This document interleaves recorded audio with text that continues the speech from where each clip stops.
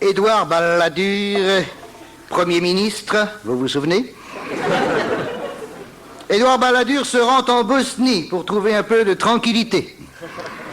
C'était lundi, j'ai oublié de le dire, lundi. Le Front National perd les élections à Nice au profit du RPR. Jacques Médecin avait été RPR dans le passé. Or, à côté de lui, le Front National avait l'air d'être de gauche. Donc à Nice, les chiens n'ont pas fini de marcher dans les crottes de vieux.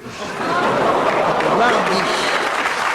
Dis donc, Patrick, Hein? si on suit ton propos, il peut y avoir la promenade des engrais à Nice. C'est Jacques Ramasse. Joli. Mardi, 60 banques au secours d'Euro Disney. Un découvert de 12 milliards effacé d'un coup de plume. Si t'as un découvert de 4000 balles à la poste pendant 2 jours, t'es interdit de chéquier pendant 10 ans. Et ça, c'est authentique. Avouez que ça vaut le coup de faire coin-coin entre deux manèges. On a l'air con, mais on n'a pas de dette. Le patron d'Euro Disney, monsieur Bourguignon, qui en a vraiment la tête, prenez votre temps, déclare, et ça, j'invente rien, Euro Disney sera une révolution culturelle. Bon, eh ben, je m'engage dans les CRS. Et ça va chier. Incroyable. Révolution culturelle. Mercredi, un basque français de l'ETA totalise 2700 ans de prison. Pour vivre vieux, achetez un béret. Jeudi, Catherine Rumens est une femme prêtre de l'église anglicane.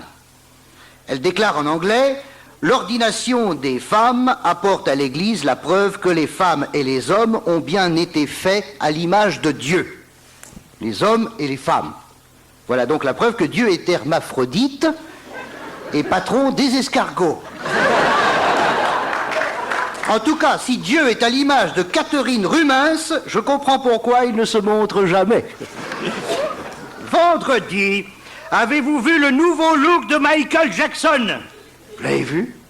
Si, je l'ai vu. Incroyable. Avant, c'était un faux blanc, maintenant, c'est une fausse blonde. En plus, il perd son nez. Comment va-t-il faire pour faire tenir ses lunettes de soleil?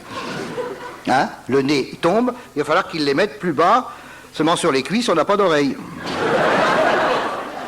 Non mais prenez votre temps. Le président du Front National a rencontré le sénateur PR, Michel Poniatowski. Les gros culs parlent aux gros cons. Samedi, une déclaration de Michel Rocard. Vous vous souvenez?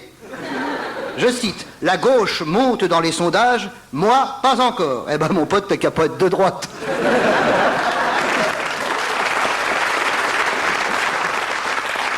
Et enfin, alors ça fait 3 pages dans France Soir, faut-il inviter les Allemands le 6 juin sur les plages normandes? Bon, si c'est des militaires, oui. Plein de militaires réunis sur la même plage, le même jour, oui. Car il reste des détonateurs.